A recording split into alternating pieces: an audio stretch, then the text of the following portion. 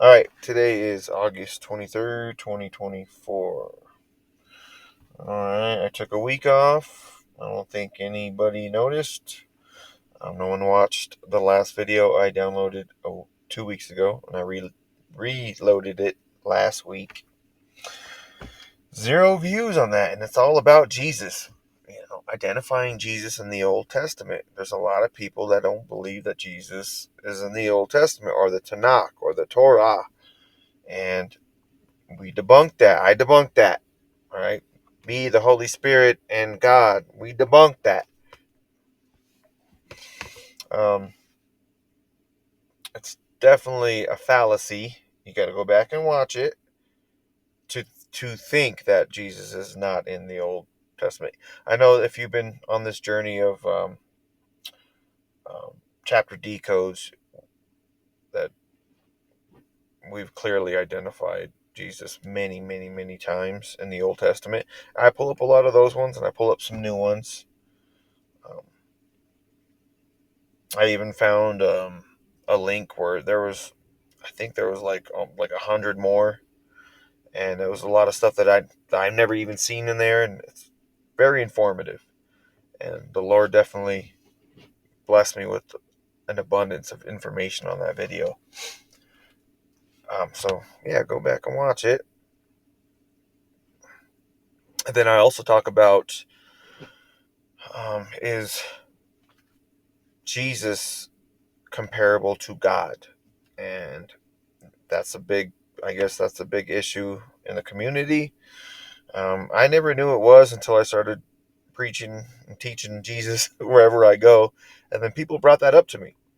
Um, Other Christians, where I was like, really, you don't think that Jesus was God? And I guess I never really put too much thought into it because reading the Bible over and over and over, you just start, you know that, you make that comparison, Jesus and God, right? It's repetitious. And then you start putting the two together. But I can see where people can see that maybe Jesus is a creation of God. But then why would we worship a creation if he's not the creator? Um, but there are those Christian sects that believe that. And that's another one that I debunk clearly. If you're on the fences of that, just read Revelation 1, and it debunks it. And plus, there's John, I think 14:6. There's a bunch of them. Just go back and watch the video. Some good stuff in there. Let me see. And there's more than one or two verses that I bring up. We kind of dive into it. And if anybody that's watching this right now still thinks otherwise, I'll make more videos on it. Every day I find more connections to Jesus and God. It's a trilateral unification. That's what people don't realize, right?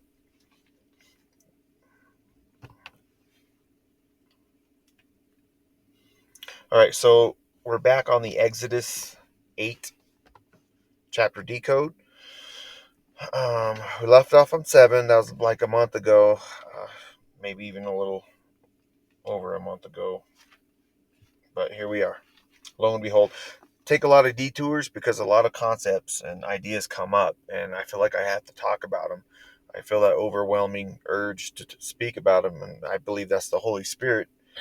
And so yeah, so sometimes the chapter decodes are always going to be there, so I put a hold on those every once in a while. But yeah, here we go. I know not a lot. I know there's a couple people out there who like the chapter decodes. Probably better than any of the other weird stuff I talk about. So yeah, I try to please people pleaser over here. Try to please them all. Um, but this video will be on Exodus 8, and then we'll also talk about, are aliens in the Bible? I know a lot of people out there are going to sleep on aliens again because it's not being talked about in the headlines, which I believe like twice a year they start bringing that kind of stuff up, just for repetitious implanting. So we're going to talk about it before they start bringing it back up in the media again, just to stay ahead of the game.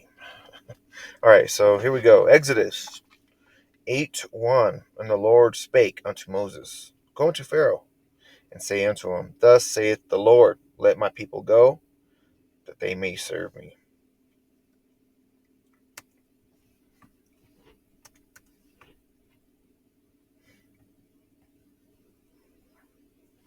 Oh, there it goes. And if thou refuse to let them go, behold, I will smite all thy borders with frogs. Okay, so frogs is a common theme throughout the Bible, as we all know, that it is found in Revelation. And as we've been talking about before, that there's an end times parallel to what's going on right now with Moses and Aaron and God, right? He's trying to free the people of these days. And it's very Revelation-esque. You'll see a lot of parallels and similarities, and we're going to pull those out as we go along just to prove it to you. This one is, it's not a slam dunk, but it's there. The next one you have like blood water, then you have hail, and we know that from studying Revelation for sure that there's hail and blood water there, and it's the same concept. So Moses is, or God, I'm not saying they're the same. God is having Moses fulfill his will by trying to free the people from Pharaoh, right? Pharaoh and Egypt. Egypt is like allegory for the sinful, fallen world. That the state of, the world that we live in currently is very Egypt-esque. So it's the same concept in the end times, right? It's the 7 years, the marital language, right? It's the 7 years that we have to serve for grace, right? The 7 year tribulation. That's the tribulation that accompanies grace we talked about. But it's also breaking us free from Egypt. That's why there's a lot of parallels with Egypt, with this particular story in Egypt, the plague stories and all that stuff. Um, you can see it's the same struggle of the believers trying to be freed from this place. And unfortunately, or even fortunately, um, there has to be some kind of um, liberation story going on. Okay, so we can see by studying Revelation that Revelation 16:13, and I saw 3 unclean spirits like frogs come out of the mouth of the dragon, and the mouth of the beast, and the mouth of the false prophet. For they are the spirits of devils working miracles, which go forth unto the kings of the earth and of the whole world to gather them to the battle of that great day of God Almighty. Okay? Might not be a slam dunk, but it's there. Definite parallel in my eyes. All right. Exodus 8:3, and the river shall bring forth frogs abundantly, which go up and come into thine house, into thy bedchamber, upon thy bed, into the house of the servants, upon thy people, into thine ovens, and to thy kneading troughs. So with that being said, that shows you there's a demon connection to frogs, right? And coincidentally, all these plagues that are happening to Egypt are very vile creatures. They're not pleasant. You don't see Egypt being plagued by butterflies and bunny rabbits. Well, even though the bunny rabbit is kind of wicked, but the occult version. But puppy dogs and butterflies. No, you don't. It's all these gross creatures, right? All the things that are connected to Egypt or evil are like snakes, frogs, flies, lice, hail, right? Hail's never a good thing. Go look at our cars out here in our neck of the woods, man. We get pummeled by hail all the time. It sucks. Hail's not a good thing. It makes you question, like, man, did I do something bad? I wonder if God's punishing me. But Makes you think that, because it's not a good thing. It's not rain, right? It's hail. Even rain, like too much rain, it's can be very, very bad. But yeah, so you can kind of see these frogs as being, maybe even there's a demonic element to it. And when you read Exodus 8:3, right, they should come into thy house, into thy bedchamber, on thy bed, like, demons shall come into the house. Anyway, Exodus 8:4, and the frogs shall come up both on thee and upon thy people and upon thy servants. And the Lord spake unto Moses, say unto Aaron, stretch forth thine hand with thy rod over the streams, over the rivers, over the ponds, and cause frogs to come up upon the land of Egypt. Right. So we also study too that the rod is the same rod that Moses wields. There's only one rod. It's like a relic, right? It gives power to the holder, but it's actually God given power. It's not the rod. That's for all the Harry Potter fans out there. Hopefully are not watching this video. Um, Exodus 8:6. And Aaron stretched out his hand over the waters of Egypt, and frogs came up and covered the land of Egypt. And the magicians did so with their enchantments, and brought up frogs upon the land of Egypt. And there's that word enchantment. That scares me, because that's the home slogan of this here state. It's not my home state, though. Um, my home state is not even. It's still bad. It's Battleborn, which is terrible too. Anyways, and ironically, this is like a Catholic, state completely, and it's kind of weird, man. Anyway, I won't get into that. That's for another rant. Oh, so back to this one. Like, and the magicians did so with their enchantments. The magicians. Okay, so why is Pharaoh calling upon Egyptians? That's another thing to think about, correct? And magicians are also connected to enchantments. Kind of strange there. There's a lot of brujas in these neck of the woods too. But the reason why, right? I'm thinking maybe the reason why, because there's a spiritual war element connected to it, possibly, right? And then magicians are not commercialized back then. Magicians were sorcerers. That's what people don't realize. So when we go watch magicians in these shows and pay outrageous amounts of money to go watch stupid little tricks, we're watching echoes of, so we're in a lot of ways sorcerers. And you can watch documentaries on these things, that a lot of these magicians get a lot of their power from the dark side, unknown forces. They embrace all that, and it's seen as little parlor tricks, right? Oh, it's just fake stuff. But no, man, just like the magicians and musicians and all these ishins, they they do whatever it takes to get that fame, fortune, idolization, all that stuff. They didn't sacrifice 10, 15 years of their lives learning something to just give it up, right? Those are the people that they spent so much time, they don't know how to do anything else, so they sell out. Anyway, that's a whole nother rant too. But I just find it kind of funny that why do the magicians hold so much power? That's kind of weird. I'm gonna call these parlor trickers to come perform these miracles, or at least make it look like a miracle. It's just so weird to me.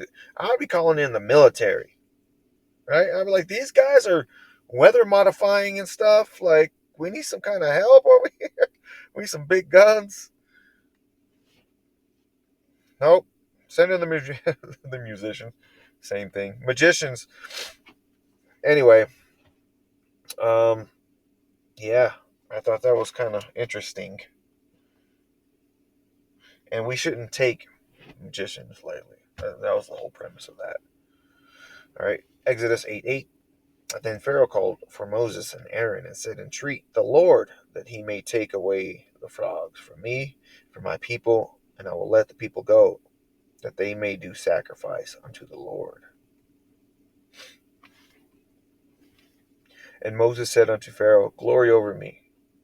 When shall I entreat for thee, and for thy servants, and for thy people, to destroy the frogs from thee and thy houses, that they may remain in the river only?"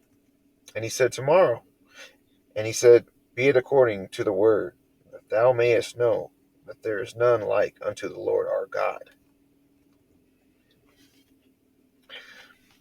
Exodus 8:11. And the frogs shall depart from thee, and from thy houses, and from thy servants, and from thy people.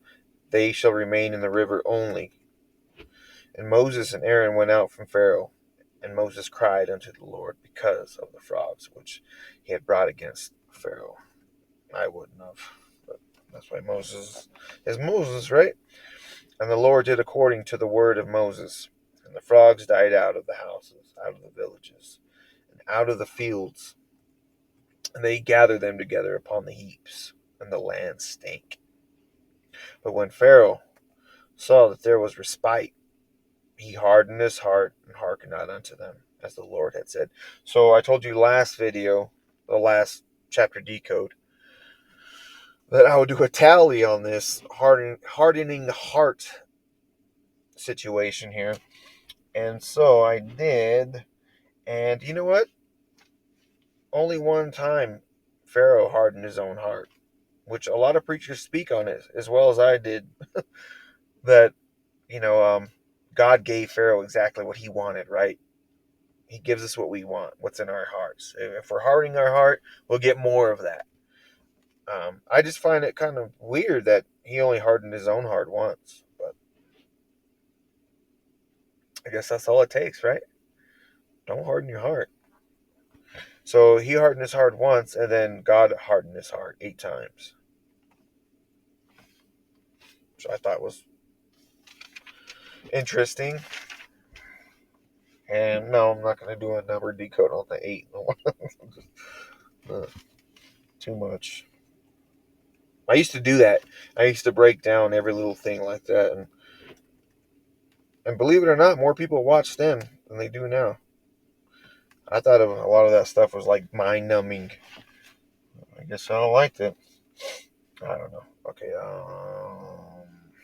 Exodus 8:16. And the Lord said unto Moses, say unto Aaron, stretch out thy rod and smite the dust of the land, that it become lice throughout all the land of Egypt. See, that's another vile little creature, is lice. They did so, for Aaron stretched out his hand with his rod and smote the dust of the earth, and became lice in man and in beast, and all the dust of the land became lice throughout all the land of Egypt. And the magicians did so with their enchantments to bring forth lice, but they could not. So there was lice upon man and upon beast.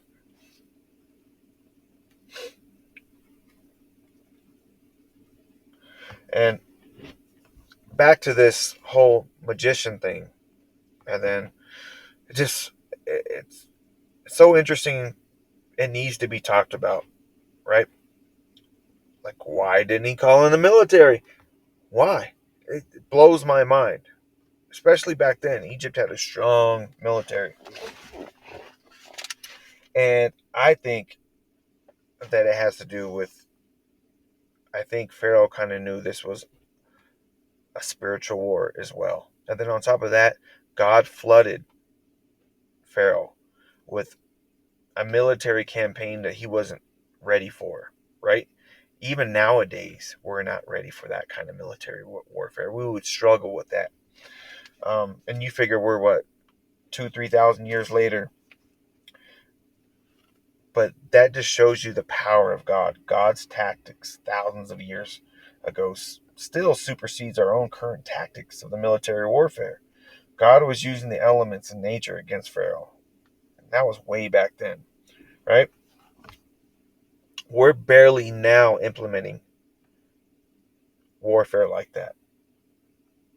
So weather warfare, you figure in the last, I'll give us the benefit of the doubt, the last 100 years we've been using weather warfare, and I would just say that for the simple fact that um, weather warfare started back in the Vietnam War, right?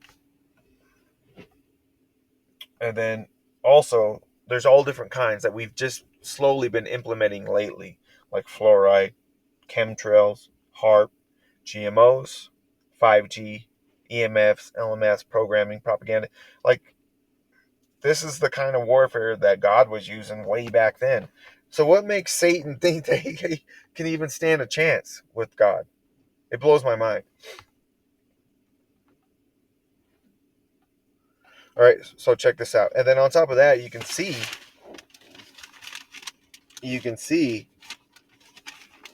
that Satan is a mimicker or a copier, because you can see the outside of the box elemental weather, uh, you know, um, forces warfare being implemented nowadays. And I think it's straight out of the book, man. It's straight out of the handbook. Let me read this to you. Prior to the Environmental Modification Convention signed in Geneva in 1977, the United States used weather warfare in Vietnam War, Operation Popeye. Saw the use of cloud seeding. Okay, they don't chemtrail over the Ho Chi Minh Trail. It was hoped that the increased rainfall would reduce the rate of infiltration down the trail. And they did it to flood out the foxholes too, or the tunnels in the Vietnam War as well. They used it in Woodstock, right?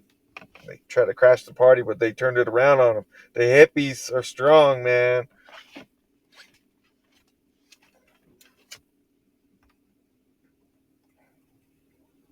They just started like playing in the mud and stuff like that, which is kind of funny. But anyway, and there's a lot of symbology behind that as well that I'm not promoting here. Um, Not a hippie. Um, might look like one, but I'm a Christian. And yeah, of course, there's that whole mud and rain and dirt element that's was symbolic of that whole ritual of Woodstock. But anyway, you know, as the serpent is cursed to the ground. Anyway, that's a long story. I won't get into that either.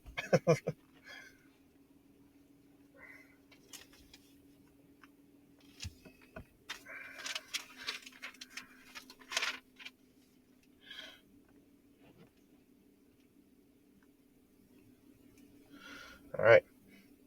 So with that being said, I'll just keep it there.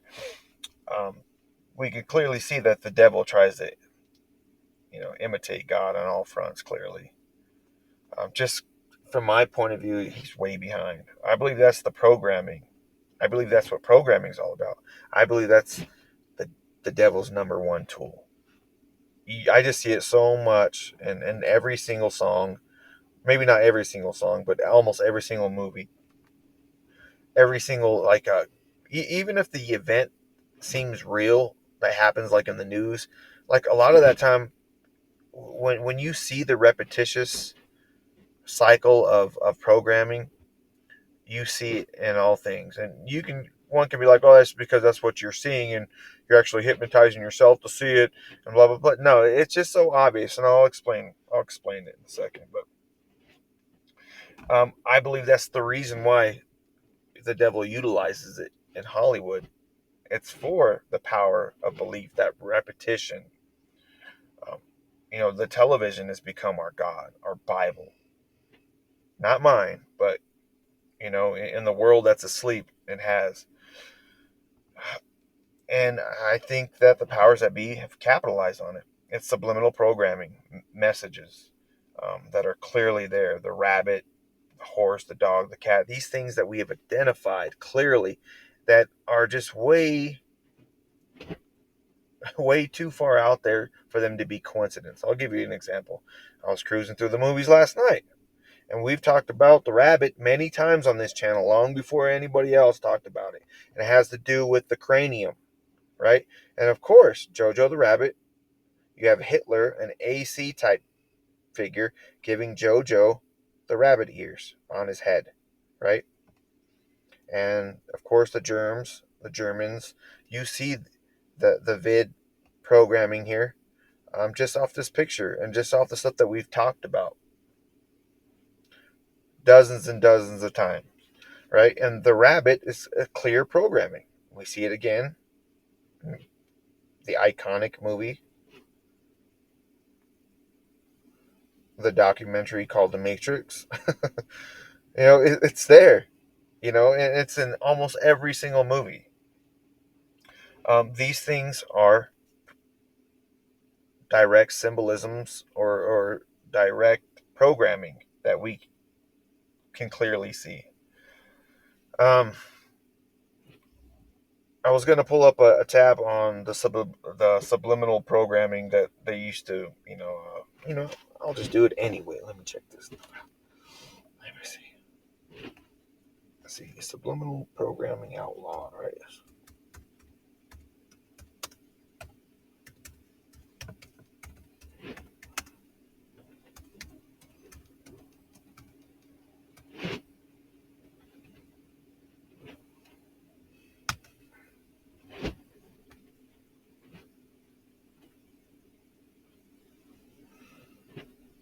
Okay, and mind you, there are different elements of subliminal programming. All they did is outlaw one form of it, and they switched it around. But this should show you that this stuff is real. Peripheral perception via subliminal stimuli. The legal status of subliminal communication in America. The nature of judicial interpretation regarding subliminal communication is rapidly becoming more of a legal concern than legislation to those employing subliminal stimuli in any form. As such, this section was added to the original format. Um, Okay, the legal definition of subliminal communication is generally taken to be the projection of messages by light or sound so quickly or faintly that they are received by the listener below the level of conscious awareness. Okay, so right here, just by reading this article, and there's many articles on it, that subliminal messaging is a real concept. It's a real thing, right? And this supposedly um, was banned under this act, the Privacy and Freedom Act. But all they did is just repackage it and they tried another route. So if anybody's been to a magician type show, we've all heard of a hypnotist. A hypnotist does these things and they stage projects or props long before the actual show goes on. And we've seen documentaries on all this stuff. I know people out there have, where they subliminally place certain specific numbers throughout their day of the person they're trying to hypnotize, or they do it in during the show, right before they get to the show. So they'll place certain numbers at the entrance, right? Then the people around you will wear the same number shirts, and then when you're up on the stage, the hypnotist has you think of a certain number. You've already been programmed subliminally to choose that number. You just didn't realize it. The same thing. So the same thing happens with repetition. You can read any kind of law of success book that people will do outlandish and remarkable things by hypnotizing themselves through repetition. And that's exactly what's going on in cinema and music and media. And unfortunately, and in real life, they stage these real life events as a ritual. And there's a lot of strings tied to it. There's sacrifice tied to it. There's the visual ritual. There's also the programming of the end. That's all programmed in there. So you accept these things. And I'm almost certain that the modern day magicians and hypnotists, they're clearly aware of this programming. They have to be. I'm an idiot and I see it.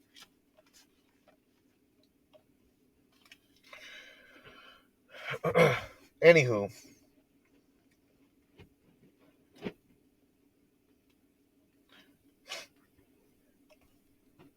to take it further, even on the whole cinema thing, in a very subtle way, they have us rooting for the bad guy or sympathy for the devil. That's all programming. Glorifying the bad guy as the good guy and having us follow the agenda. The conditioning agenda, what I was just referring to, is the agenda of the Antichrist or the Christ-like figure, right? You think you're rooting for the good guy, the Christ-like figure, but it's really the bad guy. And if you know your Bible and read it, it's the Antichrist. And they have us accept the Antichrist and his mark by the mixing of the DNA and the altering or the crashing of the bridge to God,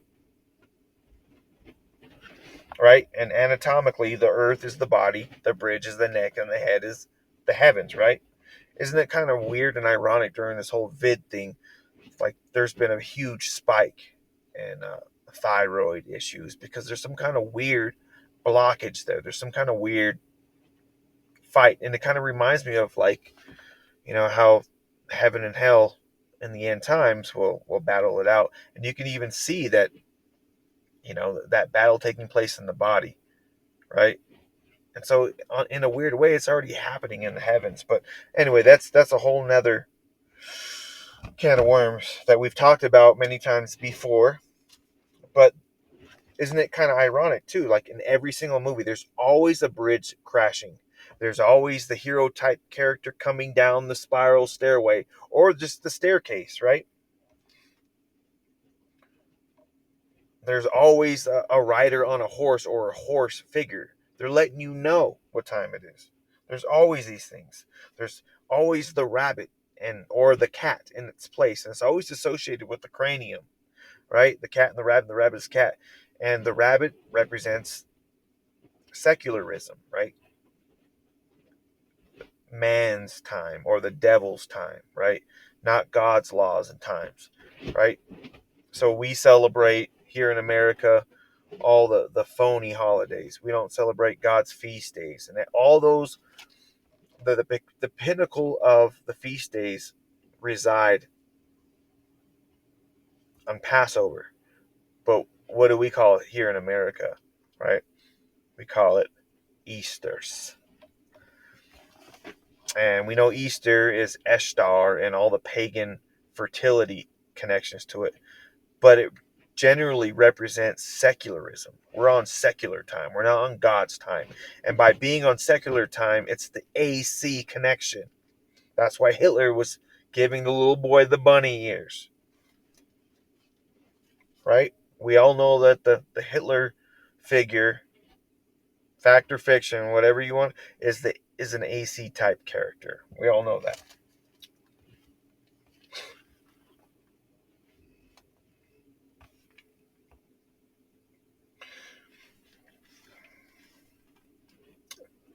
And to boot, that's conditioning in almost every single movie in America, or even almost every single. I've seen, import movies like a lot of martial art movies that were made in Japan and China and stuff like that. I saw the exact same programming in it. Not in all of them, but in a lot of them. And you don't see the programming in every single movie, but every single major movie, that's for sure.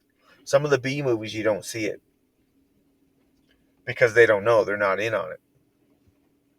They don't know yet. But the majority of movies out there, you will find it.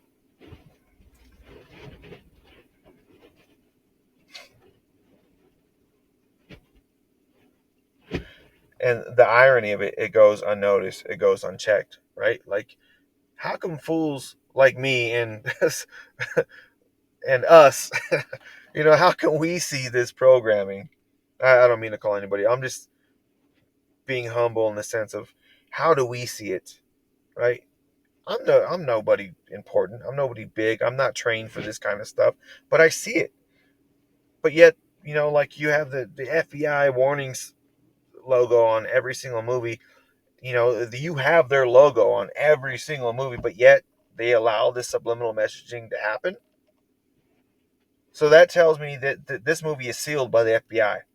but the FBI are taking no responsibility for the subliminal movies being put out there repetitiously, subliminal media, subliminal music,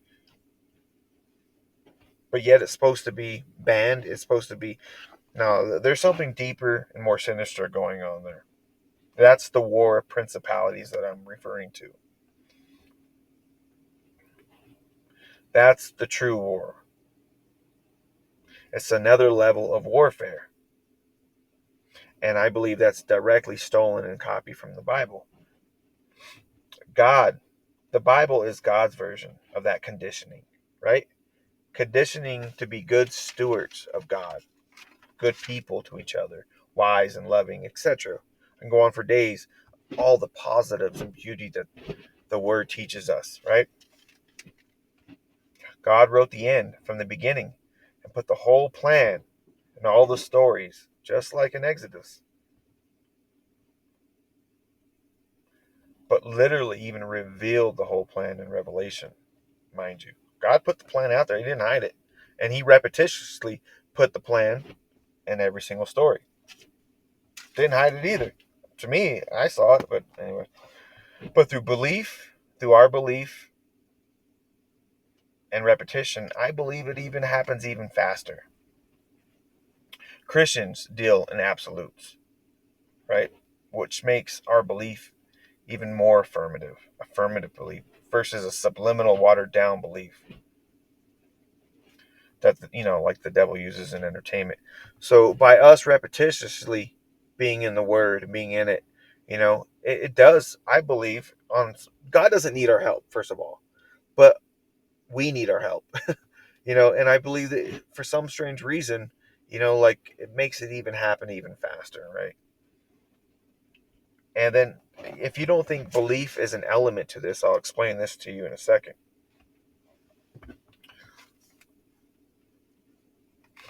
But when it comes to, the subliminal watered down belief that the devil uses in those movies, you figure the devil's only cinema and music in a globalized manner has only been around for like the last, I would say 100 years, maybe 150, 200 years with books before then, right? All those Freudian, I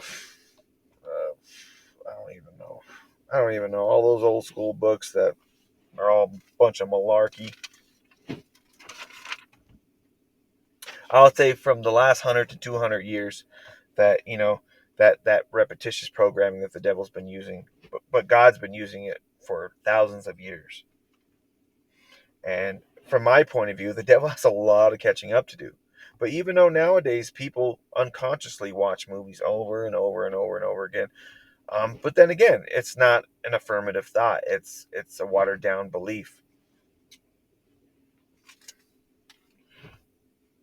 Okay, so another example, the power of belief is real and powerful. Look at the 911 job on the dollars bills, right? On the 5, 10, and 20, right? And people put their power and their energy into that money, physical money, right?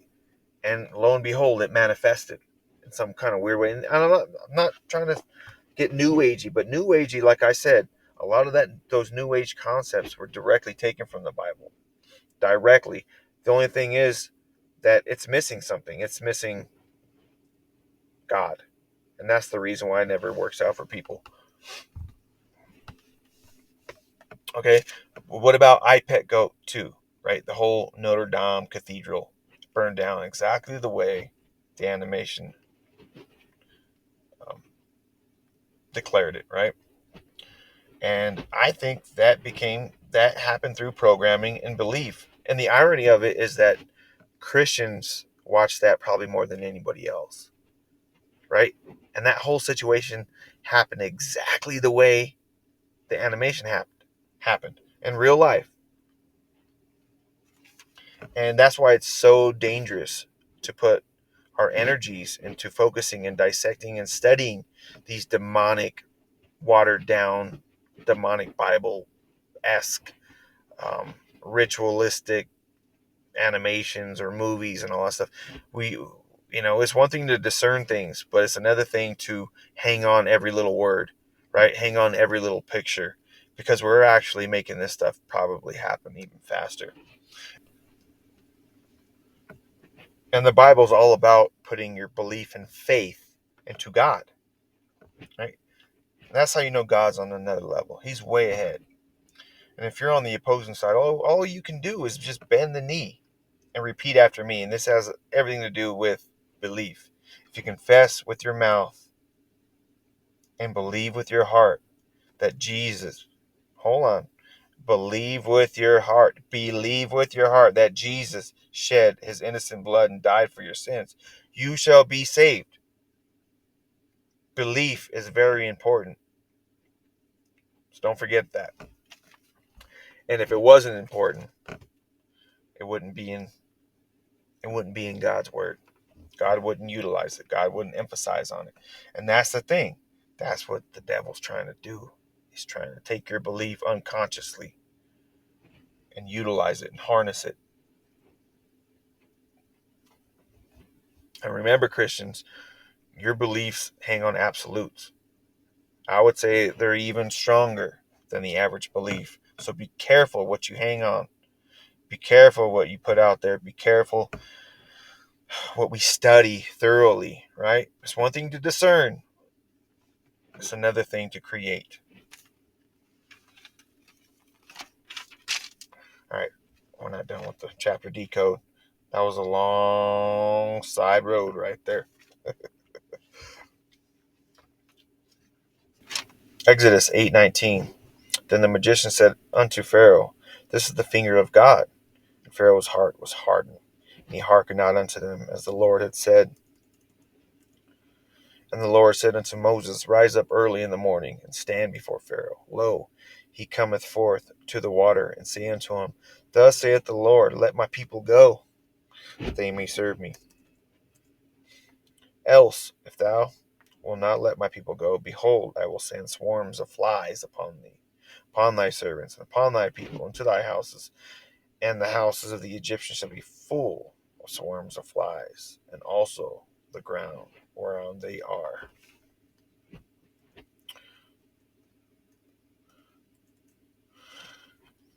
Exodus 8:22, And I will sever in that day the land of Goshen, in which my people dwelt, that no swarms of flies shall be there, to the end thou mayest know I am the Lord in the midst of the earth. Wow. That kind of reminds me of the seven spirits. And isn't it ironic too, like even back in Old Testament, it says, I am the Lord, and we know that Jesus Christ is the Lord. And that Jesus is also referred to the seven spirits throughout all the earth, in the midst of the earth. It's plain to see, but anyway. Exodus 8:23, And I will put a division between my people and thy people. Tomorrow shall this sign be. And the Lord did so, and there came a grievous swarm of flies into the house of Pharaoh, and to his servants' houses, and all the land of Egypt. The land was corrupted by reason of the swarm of flies.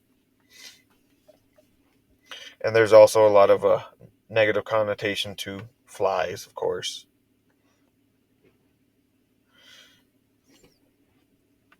And Egypt and evil. You can just decode the movie Lord of the Flies, right? It's just an allegory of the world. The kids are actually us. Uh, yeah. Exodus 8:25, And Pharaoh called for Moses and Aaron and said, Go ye sacrifice to your God in the land. And Moses said, It is not meet so to do, for we shall sacrifice the abomination of the Egyptians to the Lord our God. Shall we sacrifice the abomination of the Egyptians before their eyes? And will they not stone us? They probably would. We will go 3 days' journey into the wilderness and sacrifice to the Lord our God, and he shall command us. So here we go again with the 3 days into the wilderness. Who else went 3 days into the wilderness? This is an allegory for Jesus, just like almost every single story has it. Easy stuff there. And Pharaoh said, I will let you go, that ye may sacrifice to the Lord your God in the wilderness. Only ye shall not go very far away. Entreat for me. And Moses said, Behold, I will go out from thee, and I will entreat the Lord that the swarms of flies may depart from Pharaoh and his servants and from his people tomorrow. But let not Pharaoh deal deceitfully any more in not letting the people go to sacrifice to the Lord. And then Moses went out from Pharaoh and entreated the Lord. Whoop. Sorry. Sorry, y'all. I get crazy with the fingers sometimes. I get excited. All right.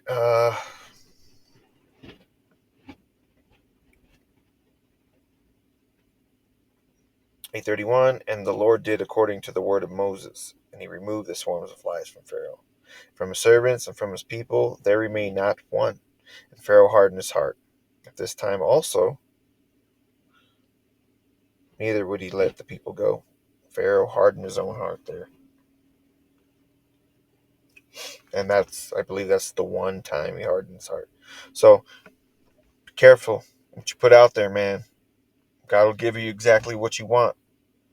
If you want to harden your heart, you'll get more of it. Soften your heart, you get more of it. Um, I hope that's the message being conveyed here. If not, either way, God's in control of all things. So, anywho, so that's all I had for this particular chapter decode. I thought it was kind of fun. It was different. Um, I just started studying like the military aspect of things, and it was blowing my mind. It was blowing my mind when I started looking at things from that point of view. Just more and more information started coming. I'm like, holy smokes. All right, so here we go into the second half of this video. All right. And we'll be talking a little bit about the creation story. I'm not going to do a crazy decode on it because I know these things are, it's a lot of information to take in. And yeah, I'm not going to do that to you. We have to chew our food. All right. Here we go. So, are aliens in the Bible? It's a great question. So I've been seeing a lot of videos out there about, I see a lot of Christians connecting themselves to the whole alien agenda thing. And it made me think, like, are they really in the Bible? Or is this like through repetition programming? Like, are these people actual Christians, or are they, do they have another agenda in mind? Are they agents of some sort? I don't know. It's just ironic when I do see and study these people, especially with the alien agenda, versus seeing a devout Christian, especially with even reading their body language, kind of gives them away. Let alone the repetitious alien propaganda that we've been taught. Um, their body language gives them away. A lot of them do the 666, the peace sign, um, you know, stuff like that. Like those are usually indications. One can say, okay, oh, you're probably paranoid.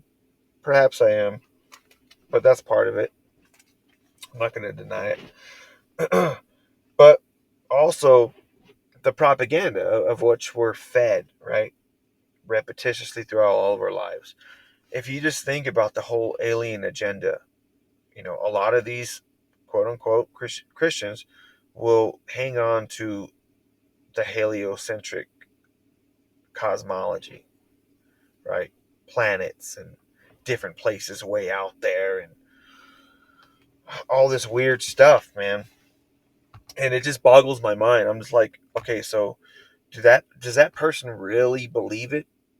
And they do, right? You start studying their work and they put a lot of energy and emotion and emphasis without even suggesting like maybe this is just us trying to tie in repetitious propaganda throughout the years, or repetitious programming throughout the years, um, to our theology, to our Christian theology. So we don't have to let it go. So all that time and energy was in vain, right? And these same people will talk. I don't mean to diss on my brothers and sisters out there, but these are the things that we have to take into consideration. If we're going to be devout believers, we have to believe the Bible first and foremost. Um, there's just one verse, the entirety of the Bible, that says, God sits on his throne and looks down at the circle of the world. Does that mean the world is a sphere? No. And a lot of people try to decode the Greek to the Hebrew. All it says is just looks down at the circle of the world. There's other verses that says that the earth is his footstool. A footstool. All the ever footstools I've ever seen were flat and square. Well, I guess there was a couple circle ones I've seen, but a circle doesn't mean a sphere. Don't you think, in the most descriptive book in the entirety of the world, would at least describe the earth and the realm and the cosmology of the realm in great detail? But it does, but not in the detail that we're taught. So I'm going to go over that in Genesis. Okay? These are the things we got to keep in mind. And then on top of that, people believe there's all different kinds of aliens and stuff like that, right? There's the Nordics, there's the grays, there's the talls, there's the shorts, the reds, and the blues. And that's not stated in Scripture.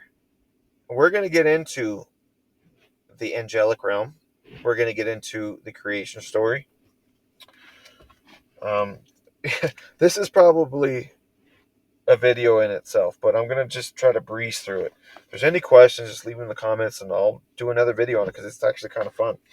Okay, so we're going to point out the cosmology of the world in these first couple Genesis chapters. And then we're also going to point out what God created. All right, in the beginning, God created the heaven and the earth. Okay, the heaven and the earth. In the beginning. All right, this is another thing I saw on a beloved Christian channel that I seen, that they had some guests on, and there was a lot of leeway with this verse right here. And they were saying, oh, the earth was here long before. It's just God came to the earth. So trying to implant the cosmology, right? Like it was just a desolate earth, but God came and brought the life to it.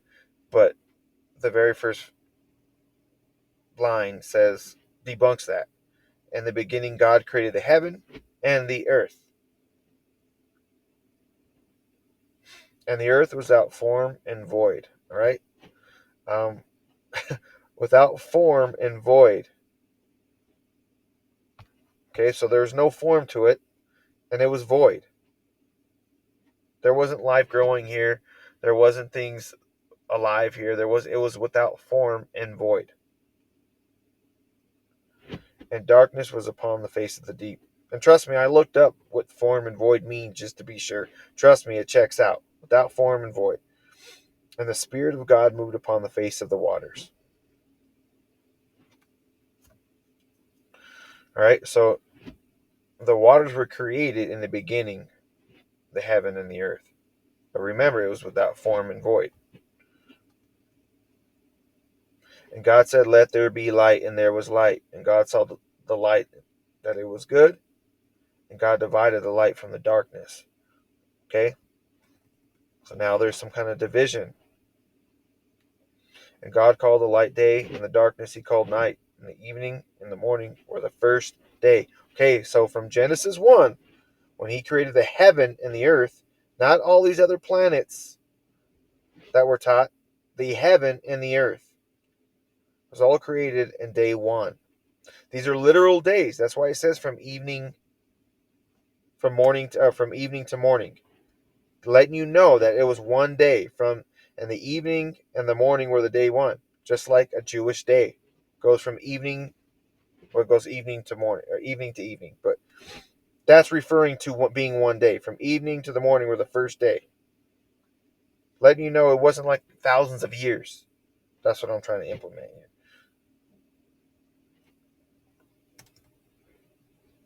And God said, let there be firmament in the midst of the waters, and let it divide the waters from the waters. Okay? So the firmament in the midst of the waters. And you know what the firmament is, right? The firmament is the heaven. Okay? And God made the firmament and divided the waters which were under the firmament from the waters which were above the firmament. And it was so. So there's another division amongst the people out there in the community, that there's another layer of water before the firmament, right? That's the waters beneath the firmament, and then there's waters above. So when you see a picture of a star, it's blurry. But I'll debunk that too right here in the next statement, in the next couple lines. And God called the firmament heaven. So what we see, the stars and all that stuff, that's heaven.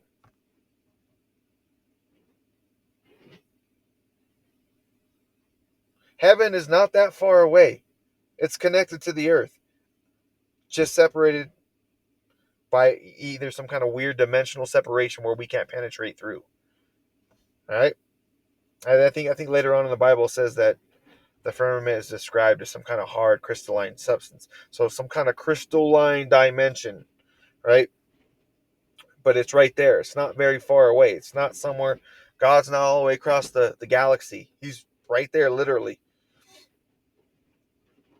And people will say, "Oh, there's different kind of heavens and all this stuff." Well, let's just go with this for right now.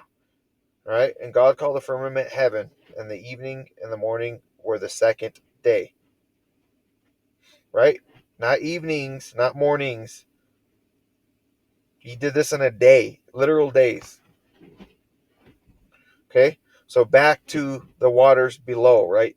There's not another patch of waters that's above our atmosphere. There's just not. Why? Because God said, let the waters under the heaven, which people get mistaken as literal waters underneath, directly underneath the firmament, be gathered together in one place. Let the dry land appear. So our seas and oceans are the waters beneath. Okay? So, and God made the firmament and divided the waters which were under the firmament from the waters which were above. Okay, so obviously that's what's above. So there's a crystalline substance. Above that, there's waters, just like here. Probably the realm is very similar, just upside, from our point of view, it would be upside down, but it's heaven. And probably not a physical type of material like we are, because we're from a fallen state. That's why we're down beneath. All right, so just by reading this, we can figure out a lot. And then let the waters that were under the heaven be gathered together in one place. So right here, the division of the waters that were under the firmament, is referring to the waters of our seas and oceans. Okay? So that's the division, divide the waters from the waters. So there's the waters down here, and then there's the waters up there.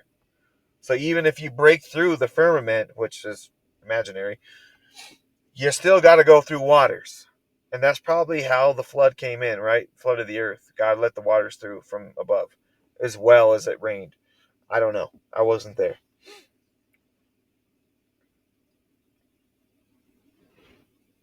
Okay, and God called the firmament heaven. So I'm not making that up. And the morning and the evening were the second day. I'm telling you, heaven's not that far away. And God said, let the waters under the heaven be gathered together unto one place, and let the dry land appear. And it was so. And even, I know people will be like, well, there's certain parts of the Bible that say that there's a lower heaven, there's an upper heaven. Either way, it's not far away.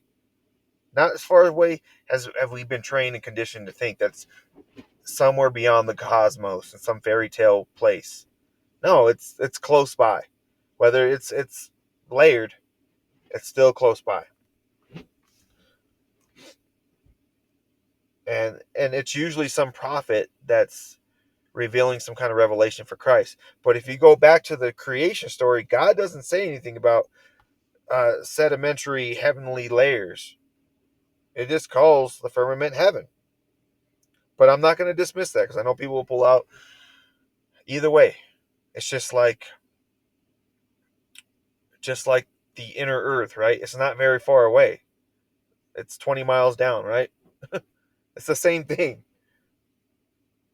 It's not very far away.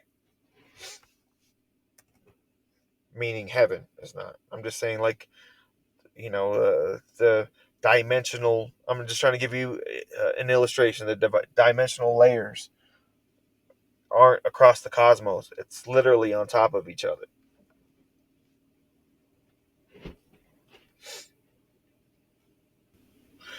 Genesis 1:10, and God called the dry land earth, and the gathering together of the waters called he seas. And God saw that it was good. And God said, let the earth bring forth grass and herb yielding seed, and the fruit tree yielding fruit after his kind, whose seed is in itself upon the earth. And it was so. And the earth brought forth grass and herb yielding seed after his kind, and the tree yielding fruit, whose seed was in itself after his kind. God saw that it was good. Ugh.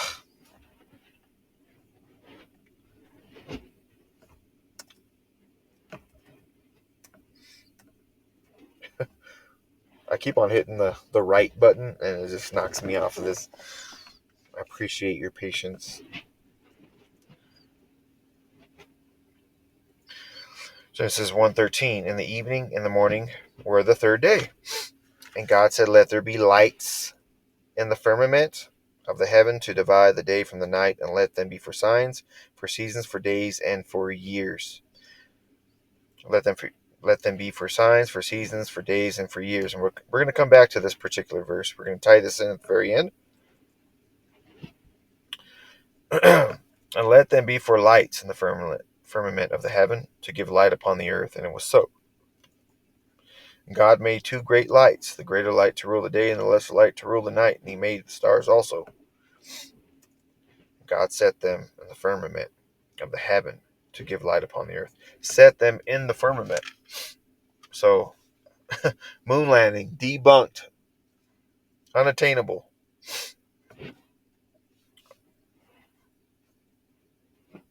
Okay? And you got to remember, too, that God did all of his planting and grew stuff before he even put the sun here. So they had to be literal days, or otherwise all those plants would die, correct? So they have to be literal days. So people don't understand. Got to have a little faith. And then on top of that, people will say, oh, what about carbon dating? Carbon dating. God put everything here in its maturity. Okay? It's that simple. Just got to have a little faith.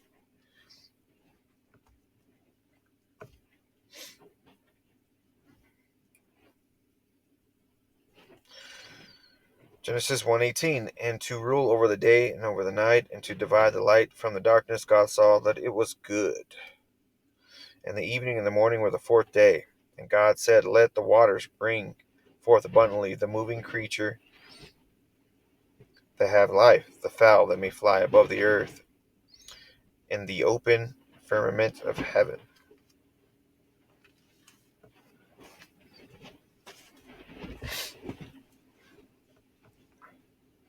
I wonder, I wonder, I wonder if that's like literally open, like fly above the earth in the open firmament of heaven. I wonder if the firmament was open at one time in the beginning, or that's just referring to the sky. Who knows? Keep on going. And God created the great whales and every living creature that moveth, which the waters brought forth abundantly after their kind, and every winged fowl after his kind. And God saw that it was good. God blessed them, saying, be fruitful, multiply, fill the waters in the seas, and let the fowl multiply in the earth. And the evening and the morning were the fifth day. And God said, let the earth bring forth the living creature after his kind, cattle, creepy thing, beast of the earth after his kind. It was so. And God made the beasts of the earth after his kind, and cattle after their kind, and everything that creepeth upon the earth after his kind. God saw that it was good. Okay, keep this in mind. God said, "Let us make man in our image, after the like our likeness." So a lot of people say, "Oh, that he's probably referring to the Elohim, or the angels or whatever." I think it's referring to the trilateral Holy Trinity, our kind, right? Jesus, the Holy Spirit. Jesus was what? He looked like a what? A man. He lived as a man.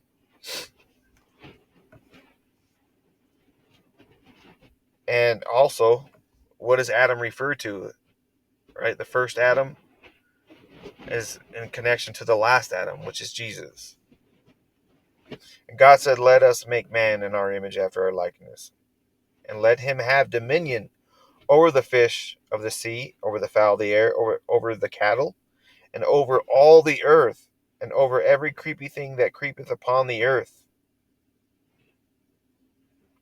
So God gave us dominion over the earth. So there's no infiltration of any kind of other being dominating us. Ultimately, at the end of the day, God gave us dominion. So there's no reptilian agenda. The only reptilian is the reptilian mind, right? It's the left brain thinking type person, right? Ham wasn't set apart because of his skin color or whatever.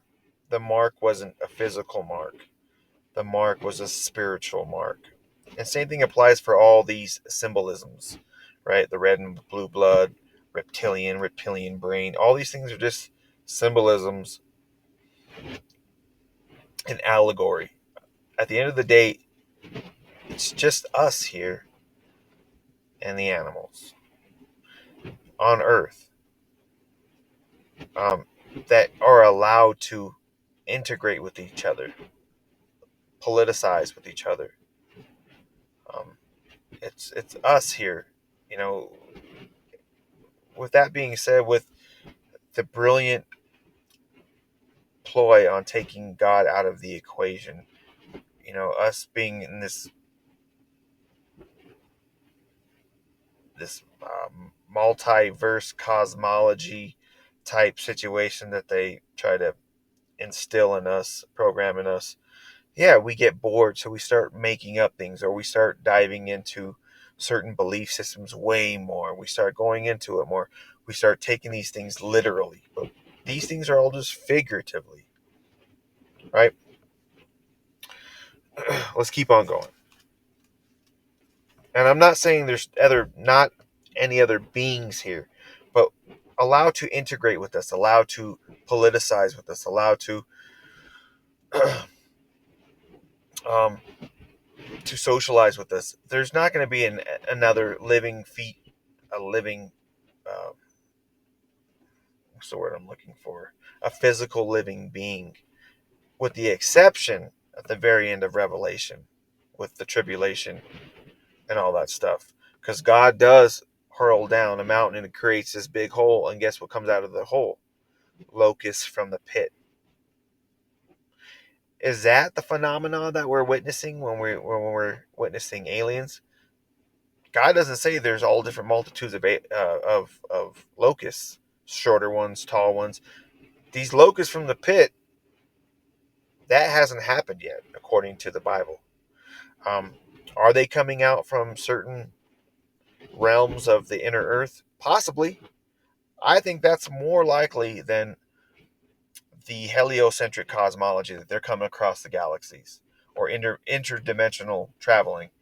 I don't believe that. I believe that, if anything, they are coming from inner earth, and they quite possibly are the locusts from the pit. And maybe that's the reason why you really don't see or have any reports of those things killing anybody. But they sure do harass people, or they probe us, or they get our DNA from some sort of weird, strange way. I won't get into that. You hear stories and reports of that kind of stuff. Maybe I'll give you that, but all the different races and all the different types of aliens, that's not in there. I'm just saying it's not in there. And I already know what the alien believers thinking? They're probably thinking, well, they're the angels and the fallen angels. We're going to get into that. Trust me. So the characters that we find in the Bible is the serpent, which was formerly known as the angel and presently known as the angel of light. The giants, not dinosaurs, giants.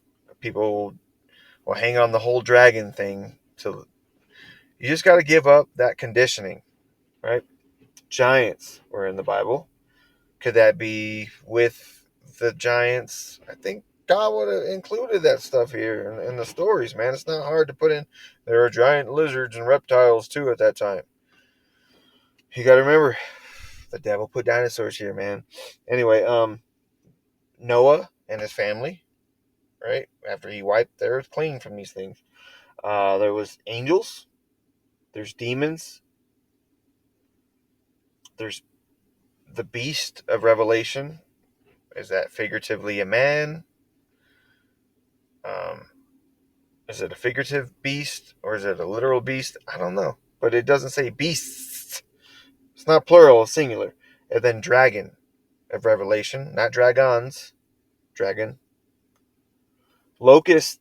There are multiple locusts. And also frogs. But there are locusts. Right? Locusts from the pit that sound very alien-like. But again, we're not in that part of the Bible yet. We are, I believe, in end times. We are entering, or somewhere in the beginnings of Revelation. But are we where the locust, has God hurled a mountain to earth yet? Uh, Not yet. Okay. Um, so therefore, I think that factors out the whole locust theory. Possibly. Again, I don't know. We're trying to figure this out. But at the same time, we can't give credence to our conditioning, right? We got to look at the Bible. If we're going to be true devout believers, we have to believe in the Bible. Let's check out what angels are. The creation of angels, for by him were all things created that are in heaven, that are in the earth, visible and invisible, whether they be thrones or dominions or principalities or powers, all things were created by him and for him, right? For him. People miss that stuff, man. Um,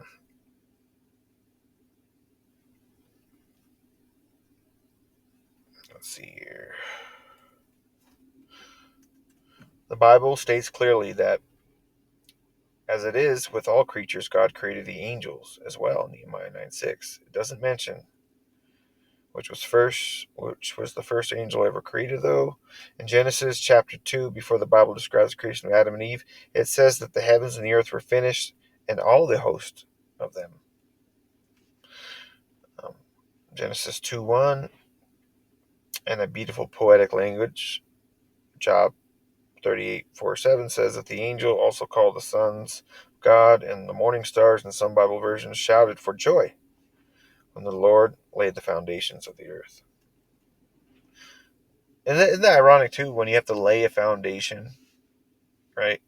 Talking to the cement masons out there, and no, not that kind of mason. We are against that kind of mason. But uh, the cement people better. Hopefully that's better. You have to level out the ground to pour a foundation, by the way, just to let you know.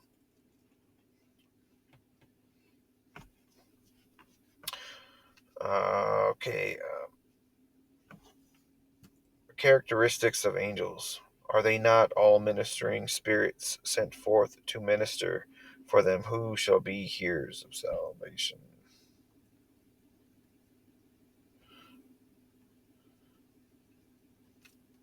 The Bible doesn't give us many details about angels. From what the Bible does tell us about them, we can list a few of their characteristics. Angels are spiritual beings. Psalms 104:4 and Hebrews 1:14. They inhabit the spiritual realm called heaven. They can be in one place at a time. They are immortal. They were created one point in time, but they don't die. They don't marry. Okay. Um, says they're spiritual beings. The abductee cases, they're not being abducted by spiritual beings. They're being abducted by quote unquote supposedly physical beings in our physical realm, right? That they would have to be to do experiments on them. I'm not saying all angels are or always take a spiritual form. I think they probably have the ability to be physical, but probably for a short amount of time. I don't know. But we see angels in the whole story of Job, right? Not Job, Lot, right? When he got Lot out of Sodom, um, those were angelic beings, and they took human form. I think the Bible would have described them a little bit different if they didn't take human form. It's the most descriptive book out there. And right here, angels with human form. And on top of that, are they actual physical beings, or are they a little different? I don't know. Angel with angels with wings, and I already know what one's thinking. Like, okay, they're probably just not describing them properly. But what about a seraphim? It goes into great detail. What a seraphim. Above it stood a seraphim. Each one had 6 wings. 2 covered his face, 2 covered his feet, 2 he flew. Right? And then the other ones say human form. They look like men. The angels look like men. They struck fear upon those who saw them. And one will be like, oh, it's because they were aliens and people were scared. Well, that's not looking like men. Look at it. They didn't hold back on the seraphim. Just saying.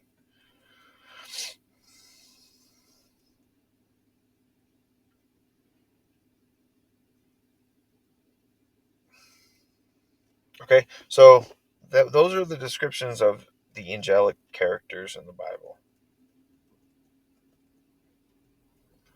And I think there's a big spiritual aspect to them, not so much physical. Just saying. I don't know. I could be wrong. All right, let's go back to Genesis. Hold on.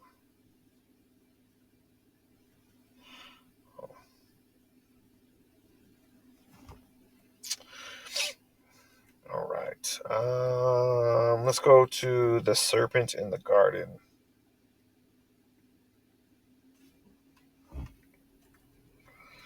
All right.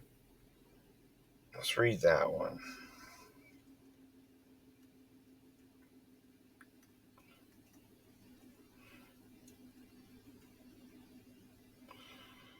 Okay. So 3.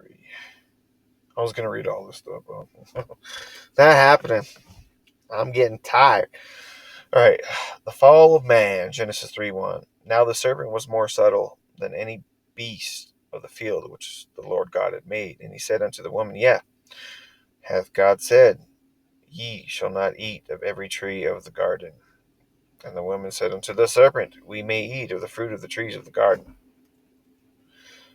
But of the fruit of the tree in which is in the midst of the garden, God has said, you shall not eat of it, neither shall you touch it, lest you die.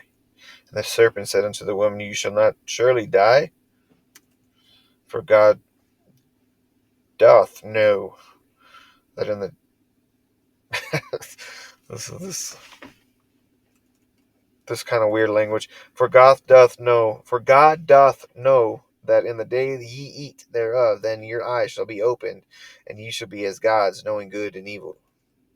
And when the woman saw that the tree was good for food, and that it was pleasant to the eyes, and a tree to be desired to make one wise, she took of the fruit and thereof did eat, and gave unto her husband with her, and he did eat. Okay, so we know there's another dude here. There's another being, correct? And ironically, it's a serpent. And that should bring some kind of reassurance to your heart. So you're like, oh, that's just the serpent seed, and that's the serpent line, and that's he made it with Eve, and and that's where the serpents came. The blue bloods and all that stuff. Quite possibly, I don't know, but it doesn't specify that in the Bible. I'm a Bible believer. I believe it down to the last jot and tittle. Um, but I find it very interesting the fact that in Ezekiel, the serpent is described something other than a serpent. He's described as an angel. And why does God describe him as a serpent? I think it's because of our dominion over the devil. Remember in chapter 1 that we have dominion over all the foul, every slimy, creepy thing on the earth. He's a serpent. He was cursed to be a serpent. Therefore, we do have dominion over the devil when we seek Jesus, right? When we have God. I think that's probably the reason why he cursed him to be a serpent. So we do have some kind of stance on God. Stance on El Diablo, and it corresponds to that whole saying about you know he shall bite your heel and you should crush his head. Right there, you go. So let's check out what he used to look like. All right, Ezekiel 28:13. Let's see if this is kind of alien-like. Thou hast been in Eden, the garden of God. Every precious stone was thy covering, thy sardius, topaz, thy diamond, beryl, onyx, and jasper, sapphire, emerald, carbuncle, gold. The workmanship of thy tabrets and of thy pipes was prepared in thee in the day that thou was created. These are all the same stones that are given to the 12 tribes of Israel, ironically. So, uh, Satan was definitely decorated to be a Jesus-like character. Um, Probably the overseer of the would-be 12 tribes, which they are to be, but not for him to oversee. Maybe that's what that means. With he was definitely decorated. I know all these things are very symbolic, and they have deeper meanings. And there we go. We have of thy pipes. Isn't it ironic that like Pan is always symbolized in the garden, like Pan's pipes? But whether you see it as literal or figuratively, which I think it's both, right? But mainly probably figuratively. He was decorated probably to be the overseer of the tribes of Israel. Um, Thou art anointed cherub that covereth, and I have set thee so. Thou was upon the holy mountain of God. Thou walked up and down the midst of the stones of fire. Right? He was an angel ascending, descending the earth, just like Jesus talks about. Thou was perfect in thy ways from the day thou was created till iniquity was found in thee. I wonder if that has something to do with the Genesis thing, right? So, like I said, that there's this God connection to humans, and you don't hear God talk about the origins of the angels. Um, you don't hear about it till later on, or not at all. But God goes into great detail the origins of man and all the things on earth.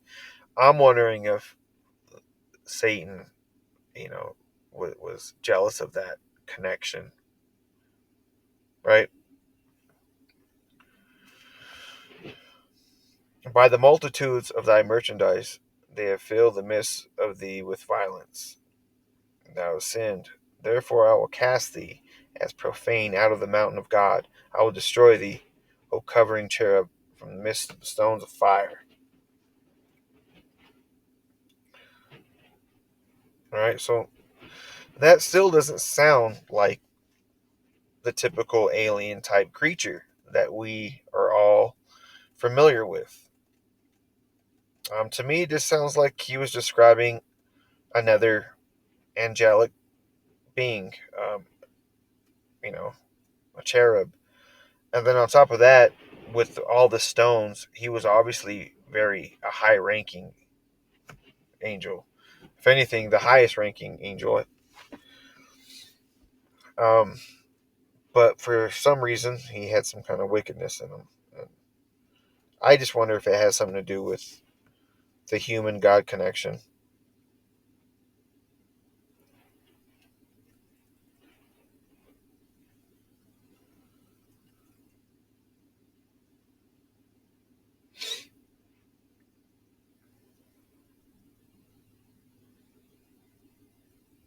But yeah, um, I I don't see an alien connection there. But there's definitely some interesting verses here. I wonder if these chapters have some deeper things going on. Um, he's obviously comparing the devil to Tyre, another king, mind you. Right?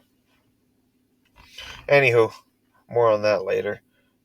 But back to the original conversation. So, what do I think the aliens are? What do I think, me personally, this channel? I think that the aliens are a heliocentric evolutionary Big Bang lie. Quite possibly. I'm not double downing on that. Um, I think it's a Hail Mary for the globalists to unify some kind of one world government toward some outside threat. Right? Didn't Reagan say that? And isn't it ironic the Olympics were very end time esque themed, and then there was a person called Reagan, that the breakdancer that kind of bombed it. Interesting. I don't know. I don't know if it's coded language or not. I don't know these things, but I'm trying to figure it out. As Christians, we should be concerned with the biblical theology, and that's all. We shouldn't be trying to tie in their occultic voodoo, man. We can't hold on to this occultic programming, right? Their voodoo mysticism that got us all under their spell. That could be the great delusion that the Bible refers of. Maybe, I don't know. I just know it is very delusional to think that there's other worlds like ours, and they come from the cosmos, and they have the ability to interdimensional travel to save time. Like, come on, get out of here with that. And they're secretly infiltrating the world. I'm not trying to be like, you know a closed mind person towards that kind of stuff. I'm just being theological, theological, and I believe in the word. And I've read the word. I went to and fro in the Bible many times, and there's no clear depiction of alien beings abducting people. I'm sorry. Just I think God would warn us against that kind of stuff.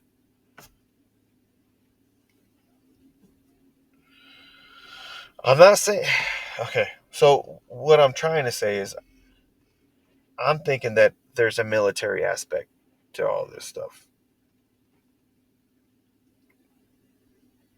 or secret government aspect to this stuff, to further perpetuate and to instill the heliocentric cosmology evolutionary model of the world that we live in.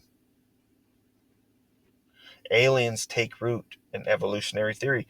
So does the heliocentric cosmology. Remember, that stemmed from the Big Bang, right?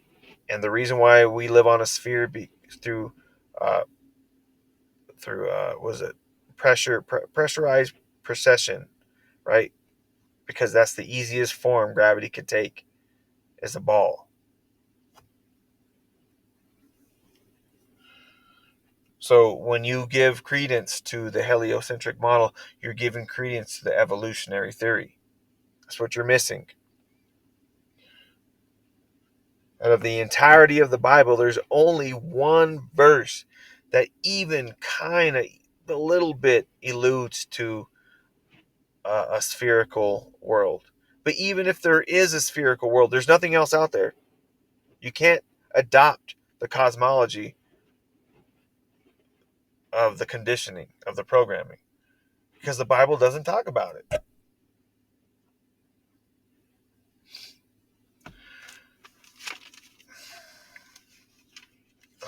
Let's see what else I have here. Okay, so that comes down to, what are we seeing? What is this phenomena in the sky that we're seeing?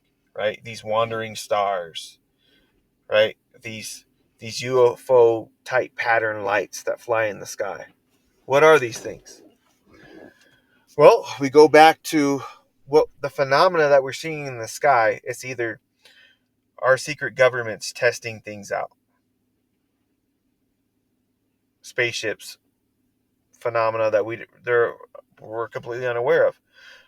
The same thing can be said for the stealth bomber back in the 80s, right? A lot of people were like, oh, those are UFOs. Even, then lo and behold, the stealth bomber comes out and the government admits of testing the craft before the populace even knew about it. The same thing applies now. So a lot of that stuff that you see in the sky that seems very mechanically robust, it's probably our kind of craft that we're some kind of secret government is you know testing. Um, a lot of that stuff goes misdiagnosed. So when you see like a triangle of lights, there's nothing in the middle. It's the lights themselves that are moving, like the wandering stars. I've seen so many wandering stars move in uniform, and there's nothing in the middle of it. But to an untrained eye, they think that they see three uniform stars wandering together, that, oh, that's a UFO. But I've done plenty videos of orbs and these moving stars that get your attention. They flash real bright and they disappear. As I was doing this, I'm doing this outside in my car, and I can see this mountain way on high. It's 12 o'clock, 1 o'clock in the morning right now, and a light's just flashing up there, getting my attention. What are these orbs? I see these orbs everywhere I go. I'm going to show you a couple of videos on it right now. And I know for a fact that anybody were to see these orbs fly in unison, they would think it's a craft. But I've been studying these things for years. It's going on a decade next year that I've been interacting with these things. I'm not saying that I'm I'm like trying to like call them out. No, these things I just see them wherever I go. They're there. I'm not trying to communicate or anything like that. They're just there. Um, and like I said, to the untrained eye, they could seem very alien-like. But it just takes me back to Genesis, right? Genesis 1:14, that verse I was telling you to pay attention to.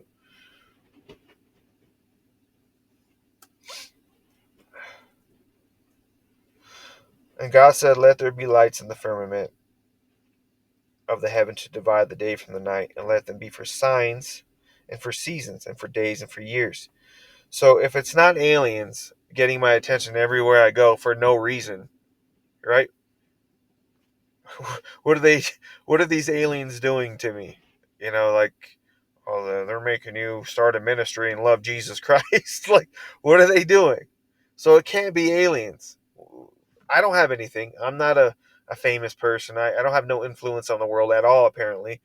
Um, I was referring to my YouTube channel. Um, I have no importance to anybody or anything, but why are these things communicating with me? Or why are they getting my attention everywhere I go, day or night, for years, for a decade? Why? Obviously, there's something else. They're not craft and they're not creature. I believe they probably exist more on the angelic realm of the ethereal.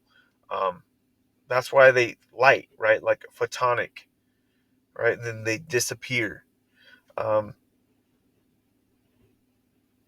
Somewhere along those realms of the angelic or even possibly demonic realms. I don't know. All I know is I started reading the Torah 10 years ago, and that's the day I finished the Torah the first time is when I had my first encounter with those that night. They haven't went away since. And I'm deep in the faith, and I pray, and trust me, I prayed them away millions of times, well, probably thousands of times.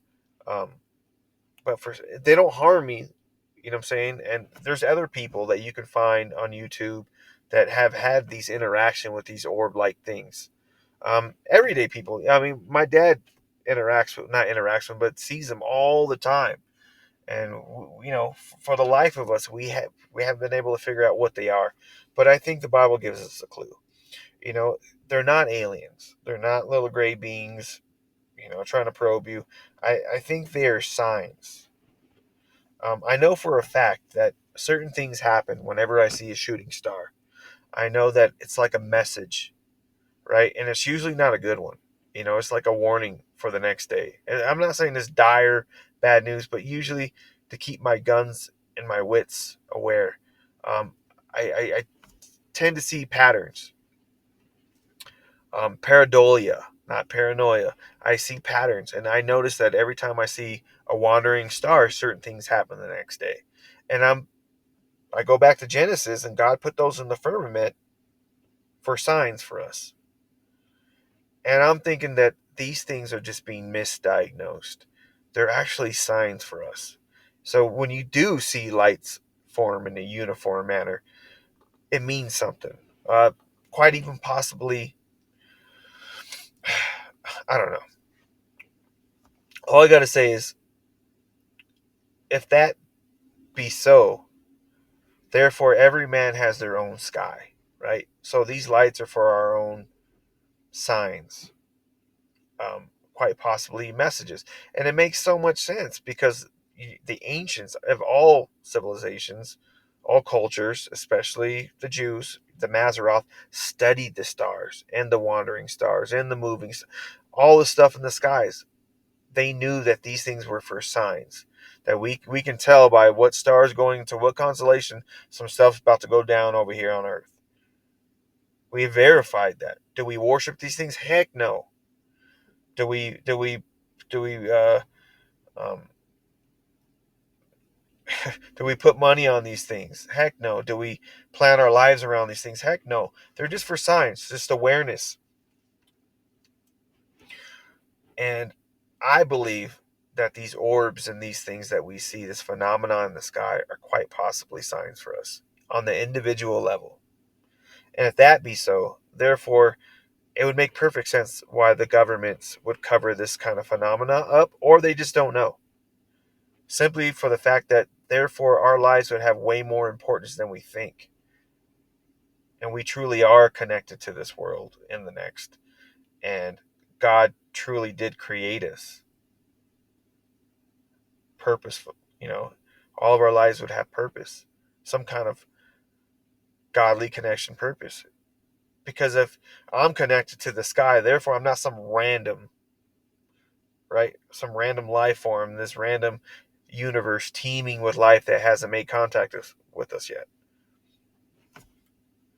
All I got to say is, the next time you see a wandering star or a shooting star, write a journal. Like, write what happens the next day or how you feel. Did you have any kind of conflictions? Did you have any kind of situations, good or bad? I don't know. It's just a theory, but I've tested it. Um, I'm convinced on my end, but to convince y'all, I don't know. I'm not trying to. I'm just throwing it out there. I just take the Bible literally. I think they are for signs. And like I said, pareidolia, man. So I try to memorize or write down those things that happened when I saw that particular wandering star or orb or go through that specific constellation. And trust me, I'm not one of those astro people. I'm not. I'm really not. I just noticed that through the Bible there are astronomical connections, figurative language like the dragon and the dragon constellation, quite possibly the same thing. I don't know. Um, the Bible does speak of Job talking about Orion and the Pleiades and other constellations. So It's not foreign to the Bible of these constellations. These people were well aware of this kind of stuff. In the Abrahamic days, they didn't have the Word. They didn't have the Bible. They studied the Mazzaroth, the study of the stars. Just like many other cultures out there, the study of the stars is the biblical story. And that's the reason why other cultures have very similar stories as the Bible does. Because they're reading from the same book, in the stars, in your heart, and on the paper. All right? Okay, let me show you a couple videos. All right. This is from last week, a couple nights ago. Let me show you the location. All right. This is the same location as I pulled up before. Why the FBI and the CIA ain't interested in this blows my mind, right? I can go up to the freaking mountains. I can go right here, go outside, and these orbs and stuff will come. I'm sure it happens to everybody out there. I just wanted to show you the backdrop. So you can see the fence. The fence line is equal to the skyline. Okay? There's nothing out there. There's nothing out here. I live in a rural part of the state. New Mexico. You already know, right? Try to remain have a little anonymity, but got to give the people what they want. I might have to jump on video one day.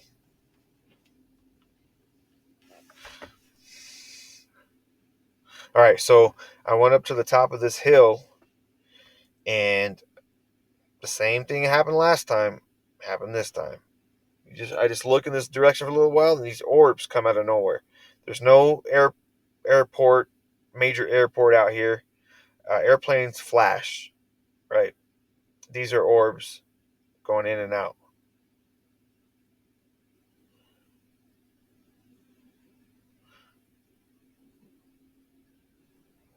So I know personally there's weird phenomena out there.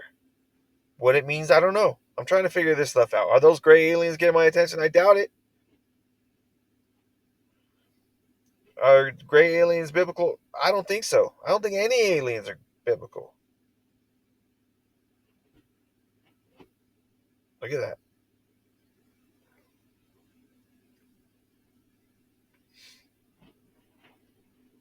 This is 2 o'clock in the morning.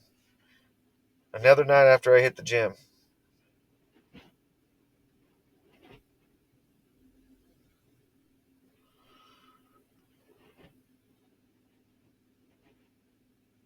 And I'm not trying to create a division.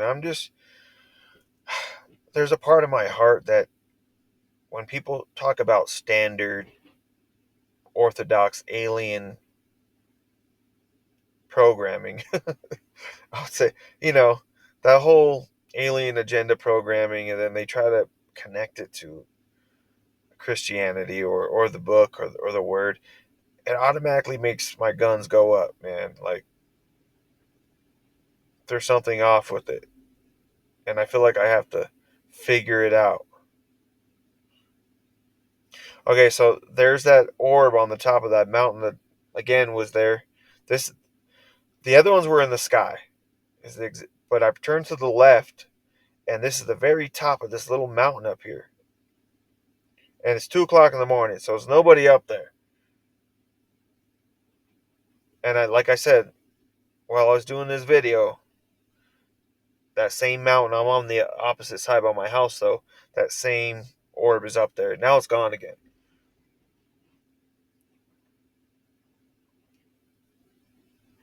Right? So all this is sky.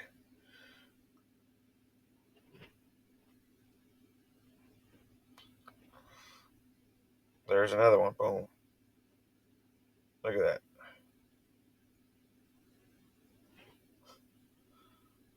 There's no major city next to me.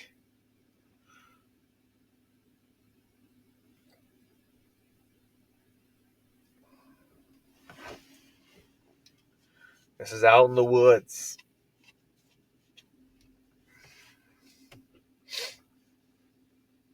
And you think this is crazy. Like, this is nothing. Like, when I lived in Las Vegas, Nevada, out in the outskirts, oh man, this was all day long. Even during the day. Like, during the day, these, man, I have some stories for y'all.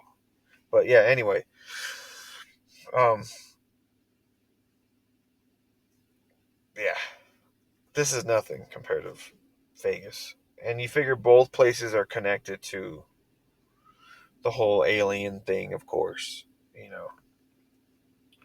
But I think this phenomena will happen anywhere anybody goes. I think it's just some people choose to ignore it and they write it off in their head, or they just don't pay attention. Most people don't look up in the sky, you know, like ants, on the Mobius strip. They're just looking down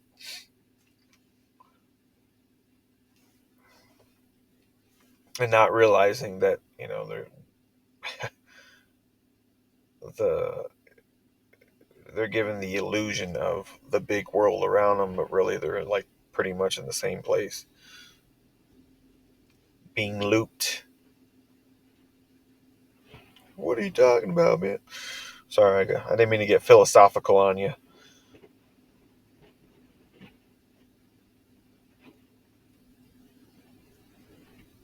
All right, I'm gonna fast forward through some of this stuff because I don't have the patience. There's another one, I think. Let's see. There's another one there.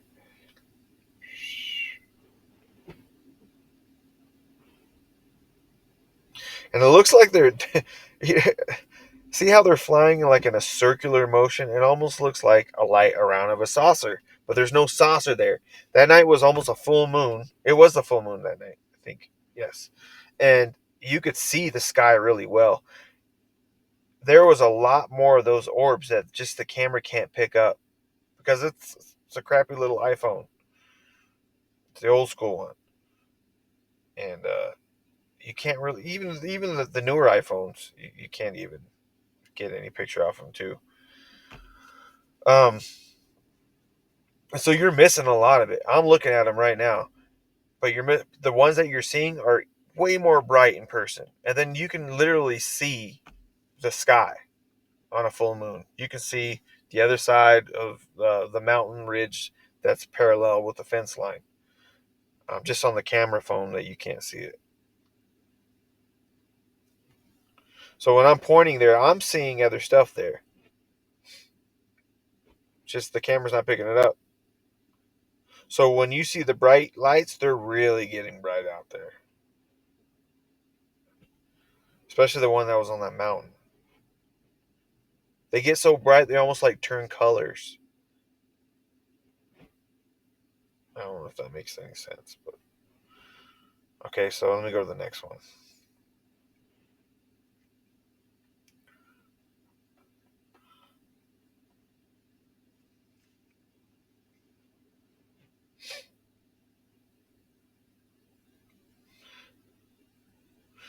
Hey, y'all thought it was just a crappy talk about aliens in the Bible. No, I got some real stuff to show you. Or this one was that orb one again on the mountain. That's the mountain back there, the very top of that mountain.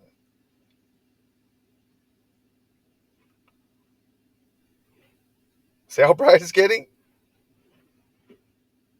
It's totally getting my attention. But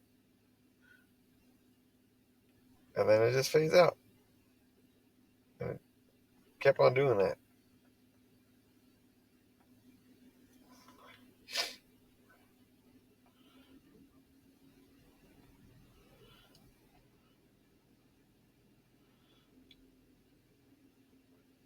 And I know some people out there, hey man, that may be demonic. Like, don't worry, I'm staying prayed up. I know that for sure.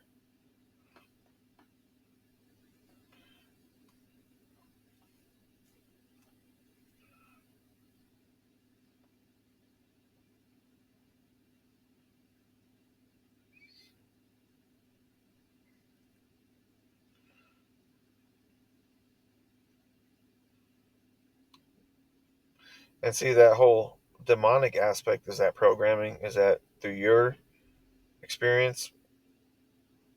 Like we have to. Go to the word for all these things and test these things and test the spirits, they say, right?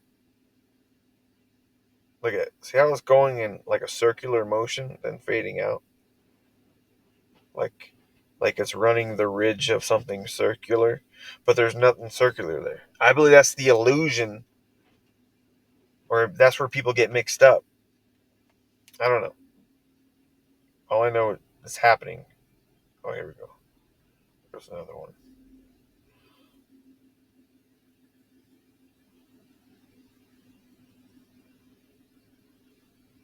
And if I just go outside long enough, half an hour, every night I can pull this kind of information up, or I can pull this kind of footage up. I think anybody could. It's just they have to go take the time to go out there or to look up in the sky.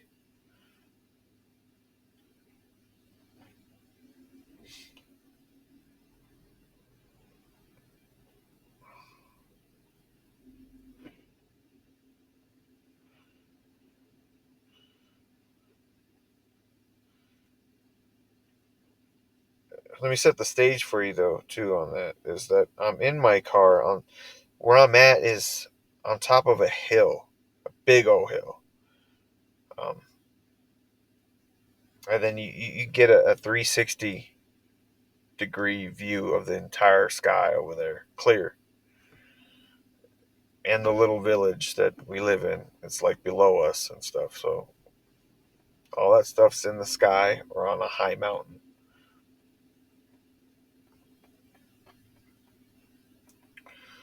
And there's nothing around us. There's no major city near us for a good,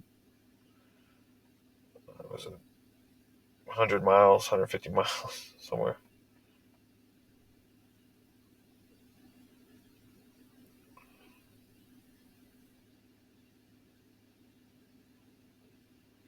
And it's in the opposite direction, by the way. So I was trying to put my lights on so you could see what you're looking at. That light in the very top is just a reflection of my glass, my charger on my phone.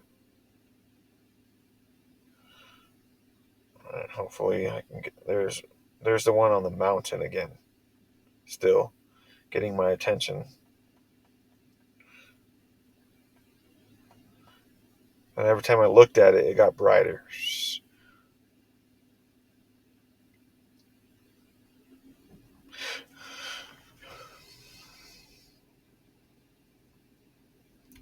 There's even a little part of me that wonders if, like, light language, right? Maybe the light itself is a type of language.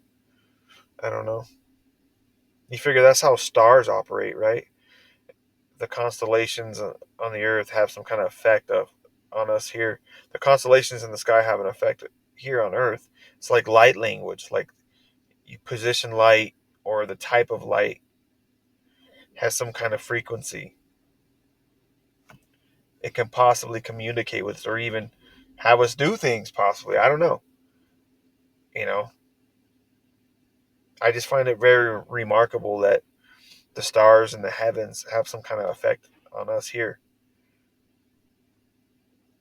Light language. I coined it.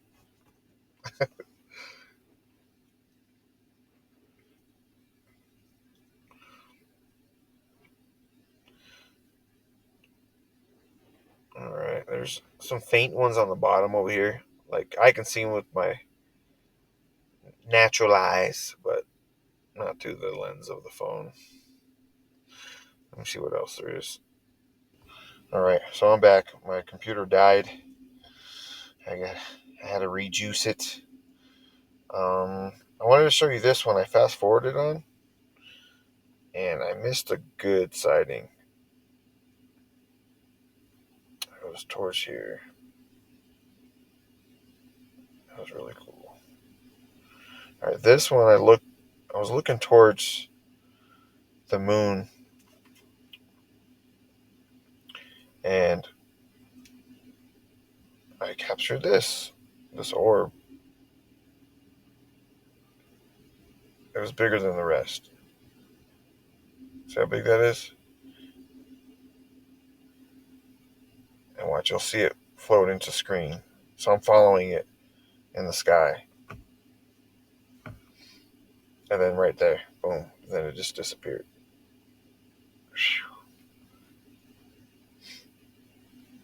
So the gate gave it like a frame of reference.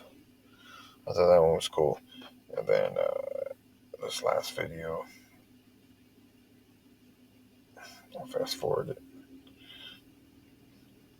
Unfortunately, that's what happens when you fast forward it. You miss the good stuff. There was one right there, a little faint one.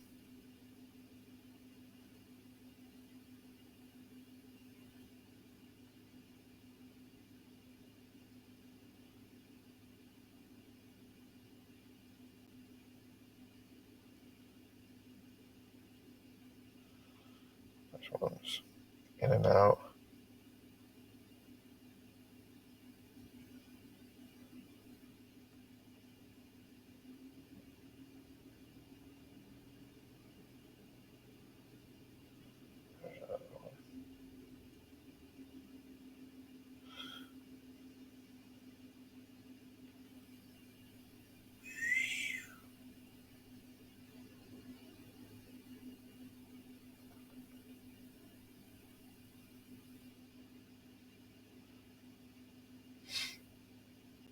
And at some point, if it was an airplane, you would see one of these things blinking. None of them are blinking because they're not airplanes. There's no city around here. There's no airport for it to that kind of traffic to come in. There's a little tiny, puny little airport, and everything shuts down over there at a certain time. So, guarantee it, those are not airplanes. And I've done other videos where airplanes that flew into the picture, and they're big time different. They flash. Their lights aren't as bright. Anywho, that's pretty much it on that. So, I'm not trying to be a shill and saying, oh, aliens ain't real and blah, blah, blah. I know there's some phenomena out there. I've been tracking it for years.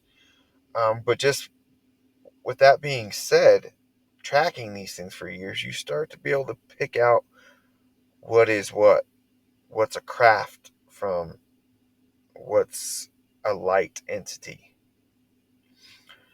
Um, and I believe that's what we're dealing with, something along those terms.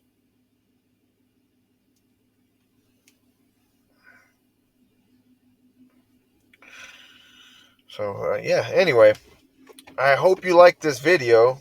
Let's do a quick little recap, right? So, we did Exodus 8 and compared, you know, the warfare, like God was using, um, I would say, principality warfare, weather modification, insects, all these kind of things that we're just now figuring out how to do. God's light years on the military aspect. He's God, he can do anything. And we also see that the programming is a ploy, cinema programming, um, entertainment programming in general. It's just, it's a sad version of you know God's holy programming through the Bible, right? Reprogramming us, truly teaching us how to be human beings. And you can see like the devil tries to imitate everything that God does, and obviously doesn't realize that the game is already over because the sacrifice of Jesus ended the game. Game over. It's already over. I don't know why the devil's even trying. And then we went on to aliens. Aliens in the Bible. Are they in the Bible? Can we say that justly? Um, I'm a biblical person, man, and I believe what the Bible says. The Bible doesn't specifically warn me of alien life, but are there weird things going on in the cosmos? Obviously. Are we misinterpreting these things? Possibly. Um, And what I'm preaching here is salvation, of course. But what I'm preaching here is to have some kind of discernment when people feed you these things, and try to recognize the agenda behind it. What are they trying to tell me? What are they trying to implant me with? What's really going on here? And when you start asking those questions, you start seeing through the lies and the deception. Anywho, if you have any questions or comments, leave them in the comment section. If you want me to do more study on this, let me know and I will. Yeah, I'll start researching. Thank you for watching. Till next time.